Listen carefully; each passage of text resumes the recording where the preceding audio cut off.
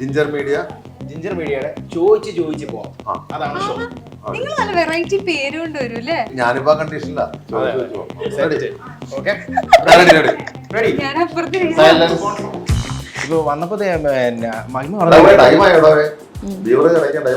ഇല്ലേ ഇവിടെ 11 മണി വരില്ലേ, തൊട്ടപ്പുറത്തല്ലേ ഈ ഡോറ് തുറന്നാ പിന്നെ സെറ്റല്ലേ.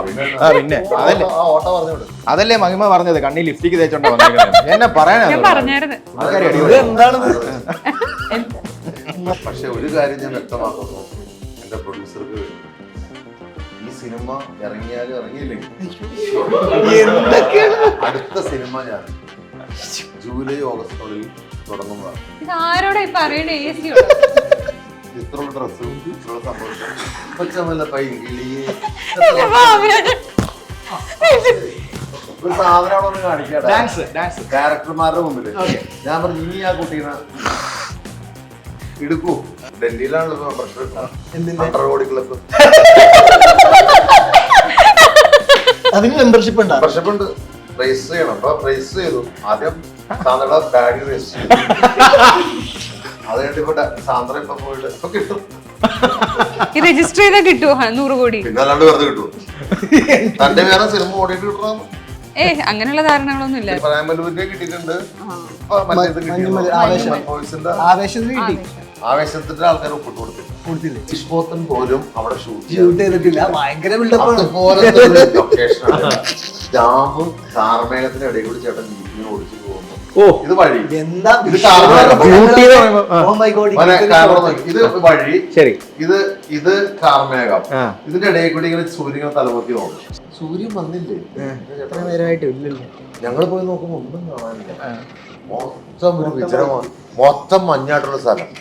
5:45, 6:15, 6:30, 6:45, 7. ഞാനും ശനി ഇരുന്നത് ഭ്രാന്തായി. 7 മണിയായപ്പോ സൂര്യൻ അവിടെ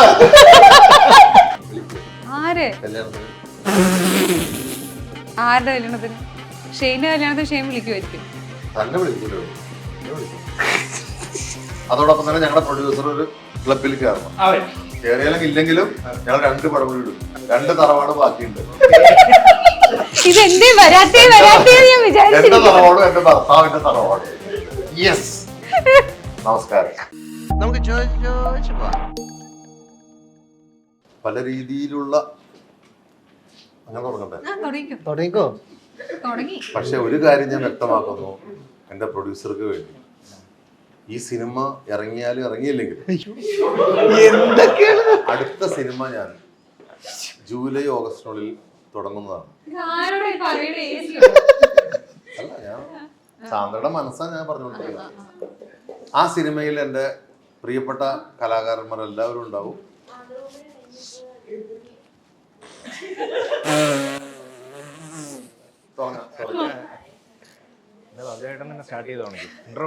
അത് വേണ്ട. എന്താ ഇൻട്രോ ഞാൻ പറഞ്ഞു നോക്കാം.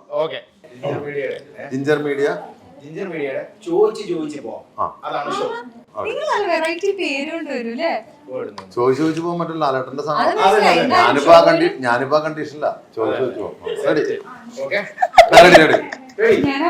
സൈലൻസ്. അതെ, കുറച്ച് സ്ട്രിക്റ്റ് ആവണോ? നമസ്കാരം. എല്ലാവർക്കും ചോദിച്ചു പോകാമെന്നുള്ള സോറി നമ്മുടെ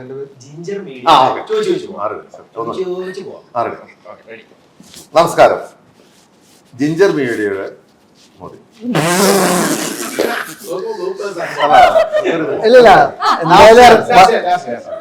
ഇനിയിപ്പോ ശരിയാക്കിട്ട്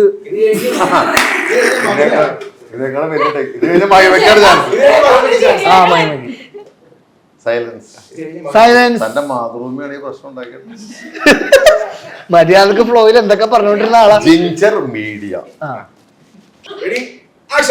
നമസ്കാരം. ജിഞ്ചർ മീഡിയയുടെ ചോദിച്ച് പോകാം എന്നുള്ള ഈ പരിപാടി ഇവിടെ ആരംഭിക്കുകയാണ്. ഇവിടെ ഈ സദസ്സിലിരിക്കുന്നത് പ്രശസ്ത നടനും കലാകാരനുമായ ഷെയ്ൻ നിഗം. മഹിമയെ പ്രത്യേകിച്ച് പരിചയപ്പെടുത്തേണ്ട ആവശ്യമില്ല. ചുവന്നുടുപ്പിലിരിക്കുന്ന ഇതാണ് മഹിമ. ഞാൻ മിസ്റ്റർ ബാബുരാജ്. തുടങ്ങിക്കോളൂ. മിസ്റ്റർ പുഷ്പ. സൂപ്പർ. അപ്പം ആദ്യമായിട്ടാണ് ഒരു കിടിലം ഇൻട്രോ നമ്മുടെ ഷോയ്ക്ക് ഒരു ആക്ടർ തന്നിരിക്കുന്നത്. അപ്പൊ അവരുടെ thank you for that. Thank you. അപ്പൊ ഇന്ന് നമ്മൾ ജൂൺ 7 ഇറങ്ങാൻ പോകുന്ന ലിറ്റിൽ ഹാർട്സ് എന്ന് പറയുന്ന മൂവിയാണ്. ഈ little hearts movie June 7 it is badly waiting to hit the theatre very soon. അപ്പോൾ എന്താണ് പരിപാടി, എന്താണ് സിനിമ? ഷെയ്ൻ, മഹിമ ആൻഡ് ബാബുരേട്ട, welcome. Thank you so much. ഇതിൽ ആർക്കാണ് ഏറ്റവും കൂടുതൽ ലിറ്റിൽ ഹാർട്ട് ഉള്ളത്? ഏറ്റവും കൂടുതൽ മഹിമയ്ക്ക്. ഏറ്റവും കൂടുതൽ ഹാർട്ട് ഉള്ളത് ആർക്കാന്നല്ലേ ചോദിച്ചേ? ഏറ്റവും ഹാർട്ട് ആർക്കാന്ന് ഹൃദയമുള്ള കുഞ്ഞു ഹൃദയം എനിക്കല്ലേ? സാന്ദ്ര തോമസ്. എനിക്ക് മുഖം ഓക്കെ. സാന്ദ്ര തോമസ് അത്രയ്ക്ക് കുഞ്ഞു ഹൃദയമുള്ള ആളാണ്. ഭയങ്കര കുഞ്ഞു ഹൃദയം. എന്നെ സംബന്ധിച്ചോളം ബാബുരാജ്. ബാബുരാജ് എന്നെ സംബന്ധിച്ചിടത്തോളം ഞാൻ തന്നെ അപ്പൊ സാന്ദ്ര ചേച്ചിയോ? വെറുതെ ഒരു ദിനം പറഞ്ഞതാ. എന്റെ പേര് ആരെങ്കിലും പറയുമോ? വെയിറ്റ് ചെയ്യുന്നതാ. എളിമ എളിമ. ആരെങ്കിലൊക്കെ സപ്പോർട്ട് ചെയ്തു. ഓക്കെ. അപ്പൊ എന്തായാലും 7 റിലീസ് ആകാൻ പോവാണ്. പറയും മൂവി അങ്ങനെ തന്നെയാണോ? ഫാമിലി ഫൺ എന്റർടൈനർ അതിന്റെ ജോണർ. ഓക്കെ. ഇതേ വൈബ് തന്നെയാണ് ഞങ്ങൾ ഷൂട്ട് ചെയ്യുന്ന സമയത്തും എല്ലാം ഉള്ളത്. പിന്നെ ഇവര് തമ്മിലുള്ള കെമിസ്ട്രി എന്ന് പറഞ്ഞാൽ സിനിമയിലും കാണാം. അപ്പൻ മകൻ, ഒരു ടിപ്പിക്കൽ ഒരു അപ്പൻ മകൻ ആയിരിക്കില്ല. ബേബി എന്നുള്ള ക്യാരക്ടറും അവരുടെ ഒരു കെമിസ്ട്രി നമുക്ക് ഈ സിനിമ ഇപ്പൊ ഈ കാണുന്ന കെമിസ്ട്രി നമുക്ക് സിനിമയിലും കാണാം. എല്ലാരും എന്താണ് സീരിയസ് ആയി കേട്ടിരിക്കുകയാണ്. എനിക്ക് ബാബുചേട്ടനെ കണ്ടിട്ട് അറിയാണ്ട് ചിരി തന്നെയാണ്. അല്ലല്ല, മഹിമ സീരിയസ് ആയിട്ട് കേട്ടിരിക്കുക. ആ സിനിമ അത്ര കൺസീവ് എന്താണുള്ളത് നേരത്തെ എന്നോട് പറഞ്ഞ മഹിമ സോറി പറ്റിപ്പോയി. പറഞ്ഞ മോളെ. അത് ചുമ്മാ അല്ലേ? അറിയാൻ മോള് പറയട്ടെ ഇനി. ഇത്രയും മോള് പറയട്ടെ. മോള് മോള് പറയട്ടെ. പറയും. അപ്പോ എല്ലാരും എല്ലാ കുടുംബ പ്രേക്ഷകർക്കും കാണാൻ പറ്റുന്ന എല്ലാ ഏജ് കാറ്റഗറിയിലുള്ള ആൾക്കാർക്കും കണക്ട് ചെയ്യാൻ പറ്റുന്ന, റിലേറ്റ് ചെയ്യാൻ പറ്റുന്ന സബ്ജക്റ്റും ക്യാരക്ടേഴ്സും ആയിരിക്കും എല്ലാം. അതെ, അതാ പറയാ, എല്ലാ ഏജ് കാറ്റഗറിയിലുള്ള ആൾക്കാർക്ക് റിലേറ്റ് ചെയ്യാം. ബോധമില്ലാത്ത പിള്ളേരാണ് ഈ കറക്റ്റ്. ബോധം വന്നതിന് മുമ്പ് അല്ലേ? അതെ. ഒരു 3 വയസ്സ് വരെ ഓക്കെയാണ്. ഓക്കെ.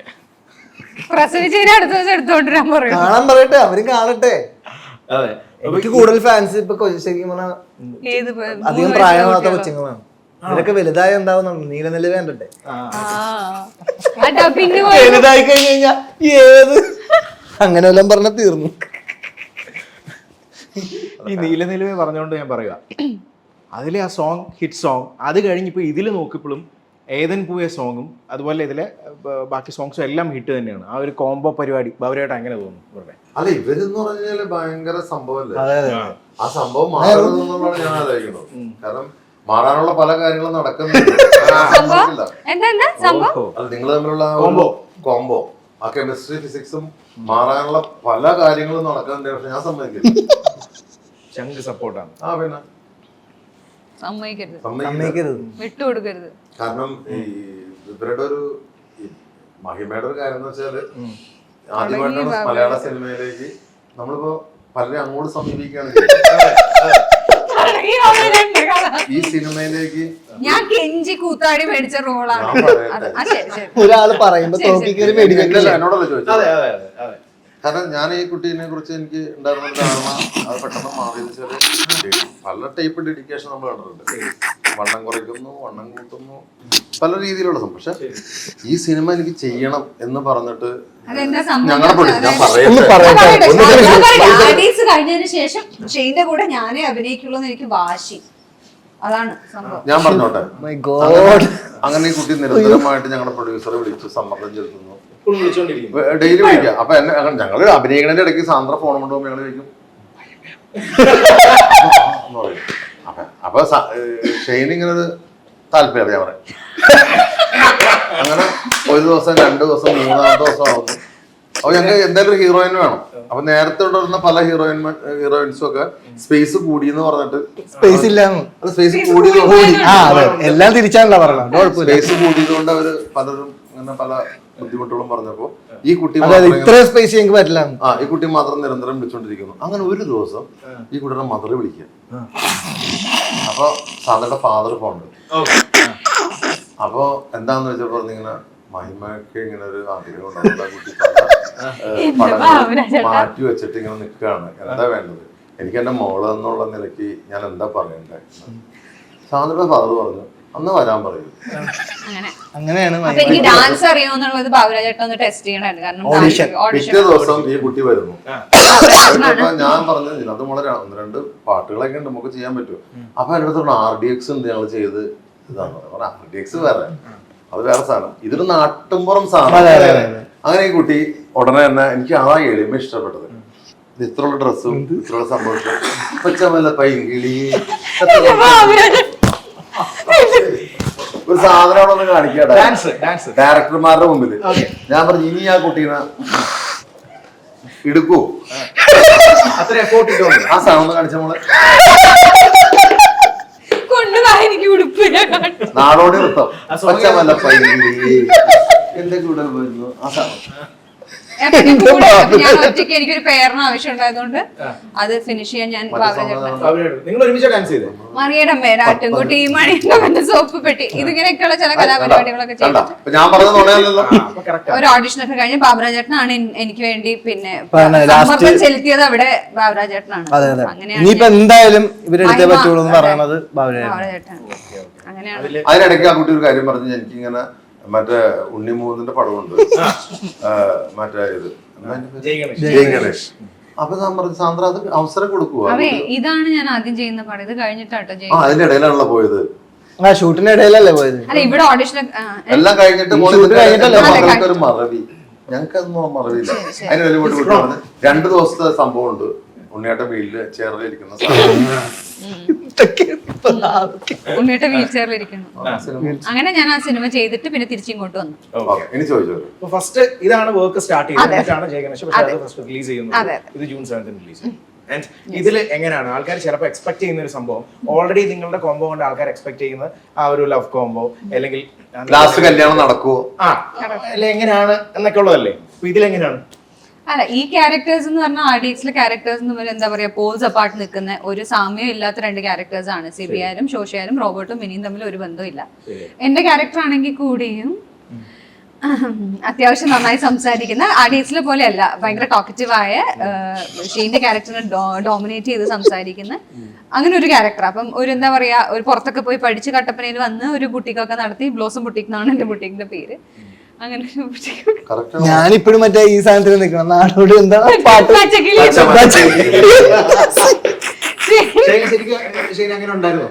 എന്റെ പൊന്നു ബ്രോ ചുമ്മാ പറയണം ബ്രോ, മനസ്സിലാവണല്ലേ. അല്ല ഞാനും ഇങ്ങനെ ചോദിച്ച ചുമ്മാതല്ലേ. അങ്ങനെയായിരുന്നു. എന്നാ ഞാൻ വേണമെങ്കിൽ കൂടെ പിടി ചോദിച്ചേ. അല്ല പക്ഷെ ഇദ്ദേഹം അവിടെ നിൽക്കണേ മറിയണമ്മയുടെ ആട്ടുകുട്ടി പാടിയല്ലോ. അതെ അതെ അല്ല കാര്യം പറഞ്ഞത് ഇപ്പൊ എല്ലാം കറക്റ്റാ. പിന്നെ അവസാനം മകൻ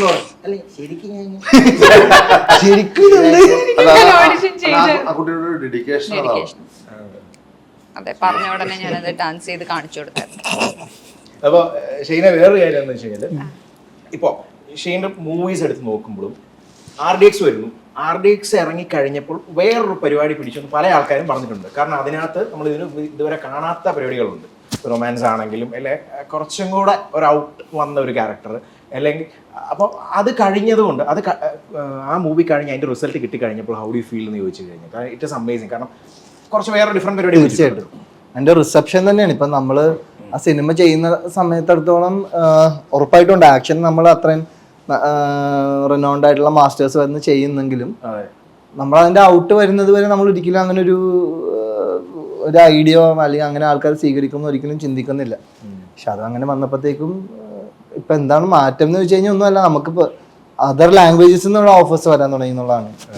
ഇപ്പൊ തമിഴാണെങ്കിൽ അതിനുശേഷം ഒരു തമിഴ് കമ്മിറ്റ് ചെയ്തു, അതിന്റെ തന്നെ ഒരു ഇതിൽ തന്നെയാണ് ഒരു. ഇപ്പം ബാബുരായിട്ട് നേരത്തെ നമ്മൾ ഇന്റർവ്യൂവിൽ പണ്ട് പറഞ്ഞിട്ട് കാര്യമാണ്, പണ്ട് ഫൈറ്റ് സീനിന്റെ കാര്യം പറയാൻ വേണ്ടി അത് വെറുതെ ഒന്നുകൂടെയൊക്കെ നമ്മൾ കുപ്പിച്ചില്ലൊക്കെ കൂടുതലും മറ്റേ ഫൈറ്റിന്റെ ഇതിന് വേണ്ടി പോകുമ്പോൾ, കാരണം കുറച്ചുകൂടെ കാശ് കൂടുതൽ കിട്ടും. എനിക്കൊന്ന് ഇരുമ്പനെ തങ്ങാണ്ട് പണ്ട് ഷൂട്ട് വെച്ച സമയത്ത് കോമഡിയിൽ അങ്ങനെ റിമെമ്പർ ചെയ്യുന്നത് അല്ലെ ഓർക്കുന്ന ഒരു പരിപാടി ഏതാണ്? ലൈക്ക് ആ ഒരു പെർട്ടിക്കുലർ സീനായിരിക്കും അങ്ങനെ നോക്കുവാണെങ്കിൽ. അല്ല, രംഗനാഥാസൊക്കെ നമ്മള് കോമഡി ആവുന്നതിന് മുമ്പ് ചെയ്ത, പക്ഷെ നമ്മള് അതിനകത്ത് വന്നതിന് ശേഷം നമ്മള് ഭയങ്കരമായിട്ട് ആർത്ത് ചിരിച്ച് മറിഞ്ഞ് ചെയ്ത സാധനമാണ് ഹണീബിയും അതുപോലെ തന്നെ മായാമോഹിനി.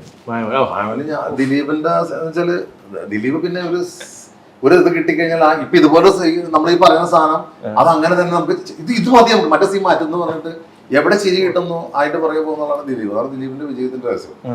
അപ്പൊ ആ മായാമോന് സിനിമയിനകത്ത് ഞാനിങ്ങനെ ബട്ടൺസ് ഇങ്ങനെ ദിലീപ് ഒന്ന് എന്റെ അടുത്ത് ദിലീപ് എപ്പോഴും ഇങ്ങനെ സംസാരിച്ചു നാട്ടുകാരാന്നൊക്കെ പറഞ്ഞ് സംസാരിച്ചപ്പോ ഞാൻ ഈ ബട്ടൺസ് ഇങ്ങനെ ഊരിയിട്ട് ഇങ്ങനെ പിന്നെ അവിടുന്ന് അങ്ങനെ ആ സീൻ ഉണ്ടായിരുന്നില്ല എന്നത്.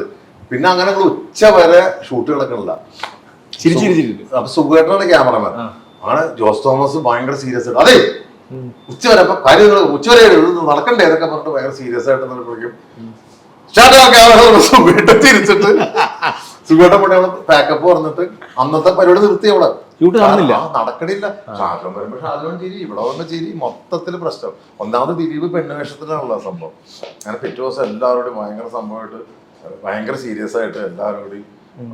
അപ്പൊ അതൊക്കെ എന്ന് പറഞ്ഞു കഴിഞ്ഞാല് നമ്മളിങ്ങനെ ആസ്വദിച്ച് ചെയ്തൊരു ഭാഗമാണ് എന്ന് പറഞ്ഞ പോലെ ഒരു സംഭവമാണ് ഞങ്ങൾ ഈ സിനിമയിൽ. മൂവിയുടെ ഡയലോഗ്സ് വേണ്ട, അതല്ലാതെ ഏതെങ്കിലും ഒരു ഡയലോഗ് ഇതിലൊരു സ്ലാങ് എങ്ങനെയായിരുന്നു അറിയാൻ വേണ്ടി ഒരു പിടിച്ചാലോ, ഒരു 10 സെക്കൻഡ് എന്തെങ്കിലും. അല്ല ഞാൻ അവരായിട്ട് ചോദിക്കാം. എങ്ങനെയുണ്ട് പടം? എങ്ങനെയുണ്ട്? അടിപൊളി പടമാണോ? സൂപ്പർ പടാന്നേ. സൂപ്പറാ ആണല്ലേ? വേറെ ലെവലാ. ഷാരോൺ ചേട്ടൻ എങ്ങനെ? നല്ല കമ്പനിയാണോ? ഓ ഷാരോൺ ചേട്ടായിട്ട് അറിയാമല്ലോ, സംഭവം അറിഞ്ഞിട്ടേ ഇരിക്കണേട്ടാ. ഓ ഷാരോൺ ചേട്ടാ എന്ന് പറയുമ്പോ ഷൈൻ ടോം ചാക്കോയുടെ ക്യാരക്ടറിന്റെ കാര്യമാണ് ഈ പറഞ്ഞത്. അടിപൊളിയാണോ ചേട്ടാ? സെറ്റ് ആണോ? ആണല്ലേ? ഒളിച്ചിരിക്കുവാണ്.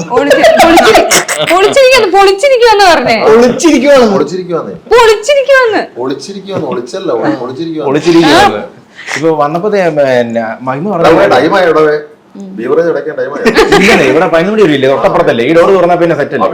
പിന്നെ അതല്ലേ മഹിമ പറഞ്ഞത്, കണ്ണി ലിപ്സ്റ്റിക് തേച്ചോണ്ടാ വന്നേക്കുന്നത്. എന്നെ പറയാനായിരുന്നു. ഇത് എന്താണിത്? മറ്റേ സീനുള്ള അല്ല ആള് കട്ടപ്പനയാന്ന് പറഞ്ഞല്ലോ. RDX കഴിഞ്ഞപ്പോ കിട്ടുന്ന ഒരു നോർമലി ഒരു പടം ഹിറ്റായി അതിലെ ആക്ട്രസിന് കിട്ടുന്ന ഒരു സ്നേഹത്തിന്റെ may be the double and double കിട്ടിയിട്ടുണ്ട്. കിട്ടിയിട്ടുണ്ട്. ഞാൻ ഒരുപാട് ആഗ്രഹിച്ചതുമായിരുന്നു അത്. അതായത് നമ്മളിപ്പോ തമിഴിൽ സിനിമ ചെയ്യുമ്പോഴായ പോലും മലയാളത്തിൽ നമ്മുടെ ഭാഷയിൽ ഒരു സിനിമ ചെയ്യണം എന്നുള്ള ഒരു ആഗ്രഹം എനിക്ക് നല്ലോണം ഉണ്ടായിരുന്നു. അപ്പൊ എനിക്ക് തോന്നിയ ഒരു കാര്യം എന്താന്ന് വെച്ചാൽ, ഒരു പക്ഷേ കുറെ മുന്നേ തന്നെ ഞാൻ മലയാളിയാണെന്ന് ഓഡിയൻസ് അറിഞ്ഞിരുന്നുവെങ്കിൽ, മലയാളി ഓഡിയൻസ് അല്ലെങ്കിൽ നമ്മുടെ ഇൻഡസ്ട്രിയിലുള്ള ആൾക്കാർ അറിഞ്ഞിരുന്നുവെങ്കിൽ ചിലപ്പോൾ ഒരു പക്ഷെ അതിന് മുന്നേ തന്നെ എനിക്ക് മലയാളത്തിൽ നിന്ന് നല്ല ഓഫേഴ്സ് വരുമായിരുന്നു. പക്ഷെ അത് വന്നില്ല. നേരത്തെ പറഞ്ഞ പോലെ തന്നെ RDX ഞാൻ ഒട്ടും പ്രതീക്ഷിച്ചതുമല്ല. RDXൽ ഞാൻ ആ ക്യാരക്ടർ ആണെങ്കിലും ആ സോങ് ആയാലും ഇത്രയും രീതിയിലൊരു റിസപ്ഷൻ ഓഡിയൻസിന്റെ അടുത്ത് നിന്ന് ഉണ്ടാവുമെന്ന് ഞാൻ ഒരിക്കലും വിചാരിച്ചില്ല. അത് എവിടേക്കോ എന്തൊക്കെയോ ഫാക്ടേഴ്സ് വർക്ക് ചെയ്തിട്ടുണ്ട്. അത് ആ ക്യാരക്ടർ മാത്രമല്ല, ഒരു ലക്ക് ഫാക്ടറോ അല്ലെങ്കിൽ ഞാൻ ആഗ്രഹിച്ചതോ ഞാൻ മാനിഫെസ്റ്റ് ചെയ്തതോ കാര്യങ്ങൾ എവിടേക്കോ അത് വർക്ക് ആയതുകൊണ്ടായിരിക്കണം അതങ്ങനെ നടന്നത്. അതിലൊരുപാട് സന്തോഷമുണ്ട്. ഒരു ഷോട്ട് വളരെ സാറ്റിസ്ഫാക്ഷനോട് കൂടി ചെയ്ത് കഴിയുമ്പോൾ അന്നത്തെ ഡേ വളരെ പീസ്ഫുള്ളി അത് ആലോചിച്ച് സുഖമായി ഉറങ്ങുന്ന ഒരു വ്യക്തി എന്ന് വേണമെങ്കിൽ പറയാം. അപ്പം ഷെയ്ൻ ആ ഒരു കിക്ക് ആക്ച്വലി ഉണ്ടല്ലേ, അതിൻ്റെ ഒരു അത് ഭയങ്കര അതിനാണ് ഇത് പണിയെടുക്കുന്നത്. അല്ലേ പിന്നെ നമ്മുടെ ഈ സിനിമയ്ക്കകത്ത് ഞങ്ങളൊരു ദിവസം പ്രൊഡ്യൂസറും ഡയറക്ടറും എല്ലാവരും പറഞ്ഞു നാളെ കാലത്ത് 5:30 മണിക്ക് നിങ്ങൾ എത്തണം. 5:30 മണിക്ക് നമുക്ക് ഏർലി മോർണിംഗ് ഷോട്ടാണ് ചേട്ടാ. അതായത് ദിലീഷ് പോത്തൻ പോലും അവിടെ ഷൂട്ട് ചെയ്തിട്ടില്ല. ഭയങ്കര ബിൽഡപ്പാണ്. ഡാമും കാർമേഘത്തിന്റെ ഇടയിൽ കൂടി ചേട്ടൻ ജീപ്പിങ്ങനെ ഓടിച്ചു പോകുന്നു.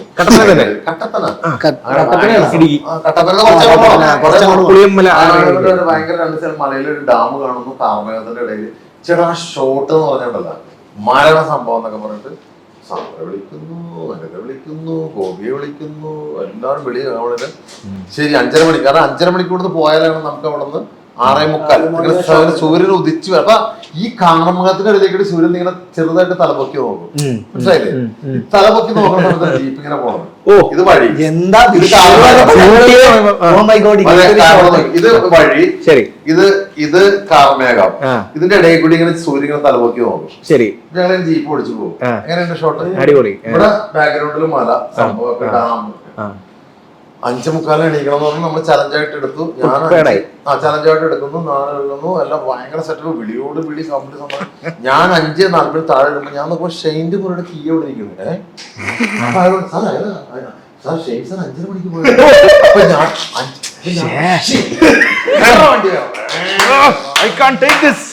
ഭാഗ്യത്തിന് ഷെയിന്റെ വണ്ടി റൂട്ട് തെറ്റി വഴി തെറ്റി. അങ്ങനെ ഞാൻ ഈ ഒരു മാപ്പ് നോക്കി പോയ ഒരു മനുഷ്യൻ അയാള് റൈറ്റ് തിരിക്കാൻ ഒരു 4 തവണ റൈറ്റ് കാണിക്കുന്നുണ്ട്. ഇയാൾ തിരിക്കൂല, ഇയാൾക്ക് എവിടെയോ പോണം, അവിടെ ചെന്ന് തിരിക്കുള്ളൂ. ഞാൻ നോക്കുമ്പോഴത്തേക്കും ബാബുചേട്ടനൊക്കെ അപ്പൊ ഞാൻ ആദ്യത്തിൽ നമ്മളെല്ലാവരും നടക്കുന്നു, കുറെ നടക്കണം, നടക്കുന്നു. ക്യാമറ സെറ്റ് ചേട്ടൻ ഇവിടെ എല്ലാം സെറ്റാണ്, കംപ്ലീറ്റ് നടക്കുന്നു. അവിടെ ചെല്ലുന്നു, ഞാൻ ഷെയ്നും നോക്കുന്നു, ചെറുതായിട്ട് വെളിച്ചമൊക്കെ വരുന്നു. ഞാൻ കാപ്പി കുടിക്കണം പോലെ ഒരു വീട്ടില് പരിചയമില്ല, ചേട്ടാ ഒരു കട്ടൻ കാപ്പി തരും. അതിനെന്താ അവ പെണ്ണുമ്പിളിക്ക് പുച്ഛം നമ്മളോട് ആ വീട്ടിലെ കാലത്ത് എണീറ്റ് വന്നേക്കാണല്ലോ. കട്ടൻ കാപ്പി ഇതൊക്കത്തെ മധുരമായിട്ട് 2 കാപ്പി കൊണ്ടുവന്നിരുന്ന് ഞങ്ങളുടെ കുടിക്കുന്ന കസേരയിട്ട് ഇരിക്കുന്നു. ഒരു കസേര ഒരു ഓട്ടമുള്ള കസേര. ഞാൻ ഇരുന്ന് എണീറ്റപ്പോ ഒരു പീസ് അതിന്റെ ഉള്ളിൽ പോയി, കസേര അടക്കം പുറത്തേക്ക് ഓർമ്മയില്ല. അങ്ങനെ സംഭവം ഒന്നും ഷോർട്ട് ആവുന്നില്ല. പ്രൊഡ്യൂസറെ കാണുന്നില്ല, ഒന്നും കാണുന്നില്ല. 5:45 ആവുന്നു. സൂര്യൻ വന്നില്ലേ? എത്ര നേരമായിട്ട് ഇല്ലല്ലോ. ഞങ്ങൾ പോയി നോക്കുമ്പോ ഒന്നും കാണാനില്ല. മൊത്തം ഒരു വിജയമാണ്, മൊത്തം മഞ്ഞായിട്ടുള്ള സ്ഥലം. മോനെ ഇതിന്റെ ഇടയിൽ 2 ക്യാമറ അവിടെ വെച്ചിട്ട് കംപ്ലീറ്റ് ജീപ്പ് അങ്ങോട്ട് ഓടിക്കുന്നു, ഇങ്ങോട്ട് ഓടിക്കുന്നു, റിവേഴ്സ് എടുക്കുന്നു. സൂര്യൻ വരുന്നോട്ടേ 5:45, 6:15, 6:30, 6:45, 7. ഞാനും ഷെനി ഇരുന്നത് പ്രാന്തായി. ഡയറക്ടർ പറഞ്ഞില്ല, ക്യാമറമാൻ ഒന്നുമില്ല. 7 മണിയായപ്പോ സൂര്യൻ അവിടെ എല്ലാം ക്ലിയർ ആയി വന്നു പോയി. ആ ചേട്ടൻ എപ്പോഴേ മോളെ എത്തി. കോട കവർ ചെയ്തിരിക്കുമല്ലേ, കാണത്തില്ലല്ലോ. പിന്നെ വെറുതെ ആണോ പോത്തൻ? അല്ല ദിലീഷ് പോത്തൻ അവിടെ ഷോട്ട് എടുക്കാത്ത ഇപ്പഴല്ലേ മനസ്സിലായത്. ദിലീഷ് പോത്തൻ പോലും ഷോട്ട് എടുത്തില്ല എന്ന് പറഞ്ഞപ്പോ എനിക്ക് ഡൗട്ട് അടിച്ചു. അതിലെന്തോ ഒരു മിസ്റ്റേക്ക് ഉണ്ടല്ലോ. അവരൊക്കെ അവര് തലേദിവസം പോയി നോക്കിയേ, ക്യാമറ കൊണ്ടുപോയി പോയി നോക്കിയേ, ഇത് നടക്കൂല. ഇത് വർക്കൗട്ട് പറയണ ഒരു ബിൽഡപ്പും. ഞങ്ങൾ ആ മല പോലും കണ്ടില്ല, മൊത്തം വൈറ്റ് ആയിരുന്നു. നോക്കുമ്പോ പരസ്പരം പോലും കാണാൻ പറ്റുള്ളൂ. അറിയാമോ, ഇവരെ പറഞ്ഞിട്ട് കാര്യമില്ല. ഇവരെല്ലാം പോയി നോക്കിയത് വൈകുന്നേരമാണ്. ക്ലിയർ സംഭവം, ഡാം അങ്ങനെ, റോഡ് ഇങ്ങനെ. അപ്പൊ അവിടുത്തെ ഇതിലല്ലേ സൂര്യൻ പൊങ്ങി തന്നെ ഡെയിലി വരുമല്ലോ. അവിടുത്തെ ആൾക്കാർ ഇതിന്റെ ഇടയിൽ ഇങ്ങനെ പൊങ്ങി വന്നിട്ടില്ല. അത് ഈ പകുതി തേക്കുമ്പോ പിടിക്കണം കേട്ടോ. അത് ക്യാമറ ഒക്കെ വെച്ച് കാണിച്ചു കൊടുക്കാം. അതെ പണ്ട് പൊങ്ങി വന്ന് നോക്കി, ഇതേടാ ഞങ്ങൾ പൊങ്ങി വന്ന് നോക്കി അടുത്തുള്ള ആള്. ഓ ഇത് ഓക്കെയാണല്ലോ, ഓക്കെ അല്ലേ, എല്ലാവരും ഓക്കെ. ആ ചേട്ടൻ എന്നോ ഒരു ദിവസം ഭാഗ്യത്തിന് പൊങ്ങി വന്നായി സൂര്യൻ. ഈ സൂര്യൻ അന്ന് പോയിട്ട് പിന്നെ 1.5 വർഷം കഴിഞ്ഞു. അതിനുശേഷം ഞങ്ങളുടെ പ്രൊഡ്യൂസറും ഞങ്ങളെ കണ്ടിട്ടില്ല, ഞങ്ങളുടെ ഡയറക്ടറും പരിപാടി ആ 7 മണി പരിപാടി നിർത്തി. ചീറ്റ് ചെയ്തിട്ടുണ്ടോ രാവിലെ എന്ന് വൈകിട്ട്? അതൊന്നുമില്ല. ഇല്ല, നമ്മളെല്ലാം അല്ല അന്ന് പക്ഷെ ഷോട്ട് കിട്ടിയിട്ടാ. അതിനകത്ത് ഒരു ഷോട്ട് ഉപയോഗിച്ചിട്ടുണ്ടോ നമുക്ക്? സൂര്യൻ മോളി ചെന്നിട്ട് മറ്റേ കോടയുടെ ഇടയിൽ കൂടെ പള്ളിയിലേക്ക് നടന്നു പോണ ആൾക്കാരുടെ പക്ഷെ നമ്മളൊന്നും കാണുന്നില്ല. ജീപ്പ് മലപ്പുറം കത്തി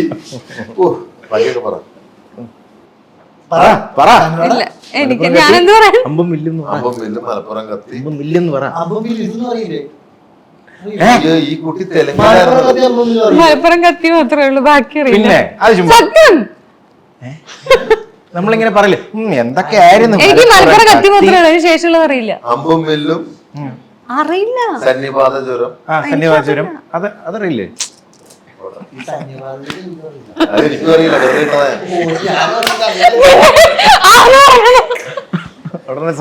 സ്കൂളിൽ പഠിക്കാനുള്ളതാണ്. പണ്ടത്തെ ഏറ്റവും മാരകമായ അസുഖങ്ങള് വിഷൂചിക, വയറുകടി, സന്നിപാത ജ്വരം.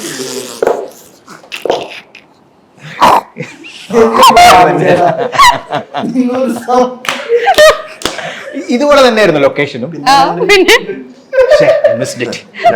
ഞങ്ങള് ഒരു വണ്ടിയിലാണ് ഞങ്ങളുണ്ട്, ഒരു കാരവള്ള. അപ്പൊ ഈ ചേട്ടന്റെ എൻട്രി നമുക്ക് അറിയാൻ പറ്റും. ചേട്ടൻ വന്ന ഉടനെ ഭയങ്കര മ്യൂസിക്കാ. അപ്പൊ തന്നെ ഞാൻ പോയി മുട്ടും. പോലെ ഞങ്ങൾ 2 ഡോർ തുറന്നു. അങ്ങനെ പിന്നെ ഒറ്റ ക്യാബിനാവും. പിന്നെ അവിടെ നിന്ന് മാറുന്ന ഡിസ്കഷൻ. ആ ഡിസ്കഷൻ എൻഡിലാണെങ്കിലും സാന്ദ്രബായി നടന്നു തന്നെ ഞങ്ങൾക്ക് അറിയാൻ പറ്റും.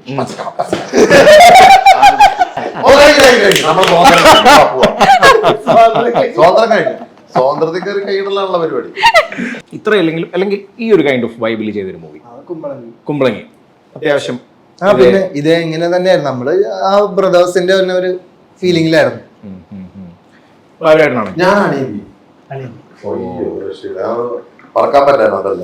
നമ്മുടെ അവിടുത്തെ ടെൻഷൻ, നമ്മുടെ അവിടുത്തെ പ്രശ്നങ്ങള്, നമ്മളുണ്ടാക്കിയ ഇതൊക്കെ ആയിരിക്കും സംസാരിക്കാൻ വേണ്ടി കിട്ടുക. അപ്പൊ അങ്ങനെയുള്ള കുറേ പ്രശ്നങ്ങളുണ്ടായ സ്ഥലങ്ങളാണ് അതിന്റെ രസം. ഇതിനകത്ത് ഇഷ്ടം പോലെ പ്രശ്നങ്ങളുണ്ട്, പക്ഷെ ഞങ്ങളത് തൽക്കാലം പറയുന്നില്ല. നമ്മളെ ആക്ച്വലി പടത്തിന്റെ ഒരു പ്രൊമോഷൻ നമ്മളത് അങ്ങനെയുള്ള ഒരു വേദിയല്ലേ, നമ്മൾ അധികം കാര്യങ്ങൾ പറയേണ്ട കാര്യമില്ല. ഞങ്ങളുടെ ക്ലബ് മെമ്പർഷിപ്പ് എടുക്കാൻ വേണ്ടി പോയിട്ടുണ്ട്. ഡൽഹിയിലാണല്ലോ മെമ്പർഷിപ്പ് കിട്ടുന്നത്, 100 കോടി ക്ലബ്ബ്. അതിന് മെമ്പർഷിപ്പ് ഉണ്ട്. മെമ്പർഷിപ്പ് ഉണ്ട്, രജിസ്റ്റർ ചെയ്യണം. അപ്പൊ രജിസ്റ്റർ ചെയ്തു. ആദ്യം സാന്ദ്രയുടെ ഡാഡി രജിസ്റ്റർ ചെയ്തു. അത് കഴിഞ്ഞിട്ട് ഇപ്പൊ സാന്ദ്ര ഇപ്പൊ പോയിട്ട് ഇപ്പൊ കിട്ടും. രജിസ്റ്റർ ചെയ്താൽ കിട്ടുമോ 100 കോടി? പിന്നെ അല്ലാണ്ട് വെറുതെ കിട്ടും. തന്റെ വേറെ സിനിമ ഓടിയിട്ട് കിട്ടണം.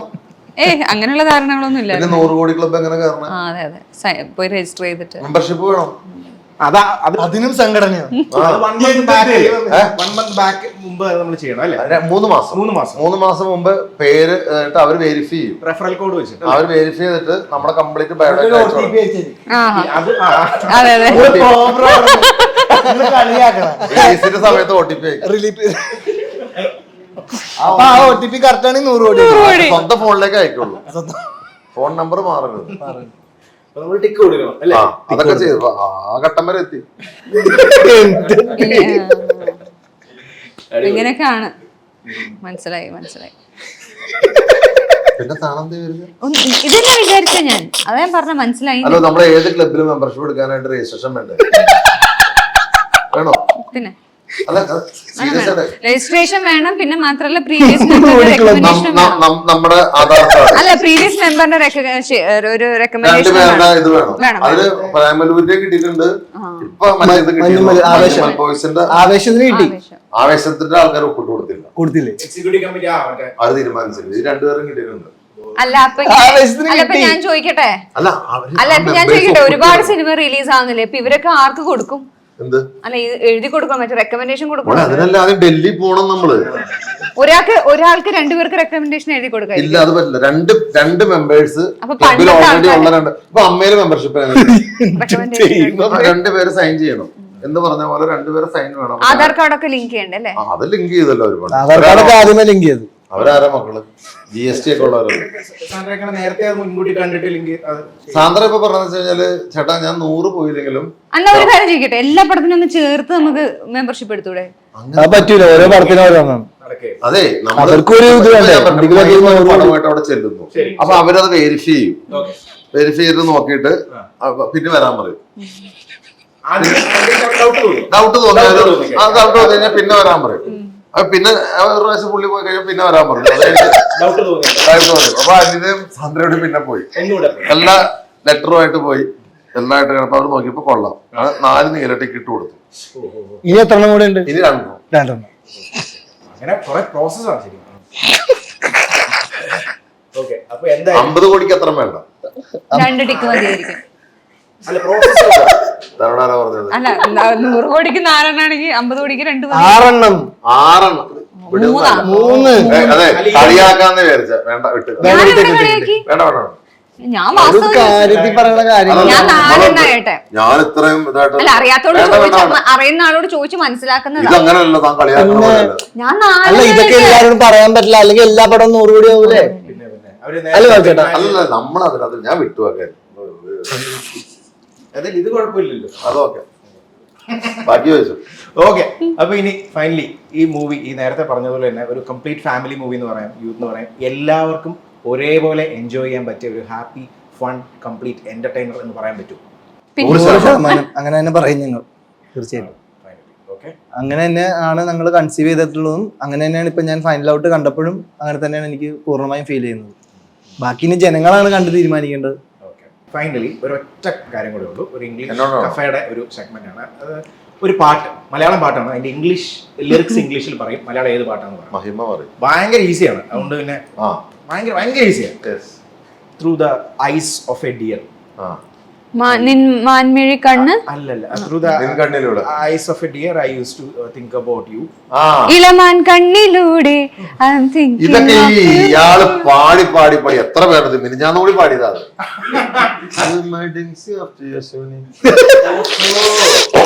ഒരു പാട്ട് പാട്ട് കൂടെ കേട്ട് നമുക്ക് ഇത് ഞാനിപ്പോ ഒരു ഡയറക്ടറായിട്ട് കേട്ടു വർക്കൗട്ട് ചെയ്യുമ്പോ ജിമ്മില്. പറ മഹിമയുടെ ഈ പാട്ട് വഴി ഇളമാൻ കണ്ണിലൂടെ അത് പഠിക്കും. ഇതിനെ കേട്ടാലോ? ചേട്ടന് മനസ്സിലായി? എല്ലാം മനസ്സിലായി. രാവിലെ പറഞ്ഞു. എടാ മോനെ, നിങ്ങൾ എന്തൊക്കെയാണ് ഈ പറയണേ? വർക്കൗട്ട്. ഓക്കെ. അല്ല, പിന്നെ അവിടുന്ന് exam നോക്ക്. ഇല്ല, അല്ല ഇപ്പൊ കിട്ടിയില്ലേ? ഞാൻ രാവിലെ വർക്ക്ഔട്ട് ചെയ്തപ്പോ സോങ് എന്നായിരിക്കും പറയാൻ ഉദ്ദേശിച്ചത്. താൻ വർക്കൗട്ടും ചെയ്യാറുണ്ട് ഇപ്പൊ? പിന്നെ ഓ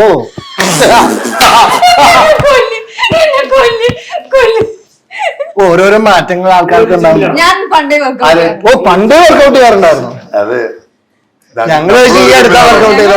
അല്ലല്ല, ഞാനൊരു ജിമ്മില. പണ്ടേ വർക്കൗട്ട് ചെയ്യാറുണ്ടായിരുന്നല്ലേ? പാട്ട് കേൾക്കാം. പല കഥകൾ. Okay okay. ഈ പാട്ടോ? ഏത് പാട്ട് പാടുന്നു? ഈ പാട്ട് പാടാന്നോ? ഈ പാട്ട് പഠിക്കുന്നു. ഇളമാൻ കണ്ണിലൂടെ I'm thinking of you. ഇളനീർ കനവിലൂടെ ഞാൻ എക്സന I'm thinking of you. കകഗരഗരിസ സരിധപ സരി. 1 2 ബാക്കി ഹേ സനോവ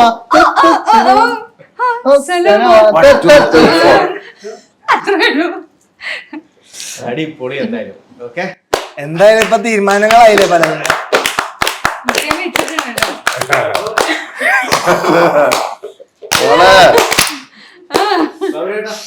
അപ്പൊ ജൂൺ 7 വാഷിംഗ് ഓൺ ദ മൂണിലെ Walking on the moon, I am thinking of you. ഞാനതാണ് ഈ സാധനം ഞാൻ ഡയറ്റോളൊക്കെ കഴിക്കുമ്പോഴേ കറക്റ്റ് ടൈമിൽ ഞാൻ ക്വസ്റ്റ്യൻ ചോദിച്ചിട്ടുണ്ട്. അതെ അതെ അതാ നിമിത്തം എന്ന് പറയാം അല്ലേ? നമ്മൾ അങ്ങനെയൊക്കെ ഉണ്ടല്ലോ. അപ്പൊ എല്ലാം അങ്ങോട്ടും ഇങ്ങോട്ടും കണക്റ്റഡ് ആണെന്നാണ് പറഞ്ഞത്. ആര് വിളിക്കോ ആര് കല്യാണത്തിന്? ആരുടെ കല്യാണത്തിന്? ഷെയ്ന കല്യാണത്തിന് ഷെയ്ൻ വിളിക്കുമായിരിക്കും. തന്നെ വിളിക്കൂലോ, എന്നെ വിളിക്കും. എന്റെ കല്യാണത്തിന് എന്റെ കല്യാണം നടക്കുമ്പോ ഞാൻ അവസാനം വിളിക്കാം. സിബി ഔട്ട്. സിബി അല്ലല്ലോ ഔട്ടാ. എവിടെ വെച്ചാണ്? പയ്യന്നൂരാണോ അത് ഇവിടെ വെച്ചോ? അത് ആവട്ടെ, നമുക്ക് കൊച്ചിയില് ആളെ ഞാൻ എന്ത് കണ്ടുപിടിക്കട്ടെ? നമുക്ക് വല്ലാറോടം ആളെ ഞാൻ കണ്ടുപിടിക്കട്ടെ എന്ന്. എന്ത് കല്യാണം? കഴിക്കേണ്ട ആളെ, കല്യാണം കഴിക്കേണ്ട ആള്. കഴിക്കേണ്ട ആളെ കണ്ടുപിടിക്കട്ടെ. ആളുടെ താല്പര്യങ്ങളൊക്കെ ഞാൻ അറിയണമല്ലോ. അത് നമ്മൾ പറഞ്ഞല്ലോ, അഭിനയം നിർത്താൻ. ആര് പറഞ്ഞു? സ്റ്റോപ്പ്. ഓക്കെ.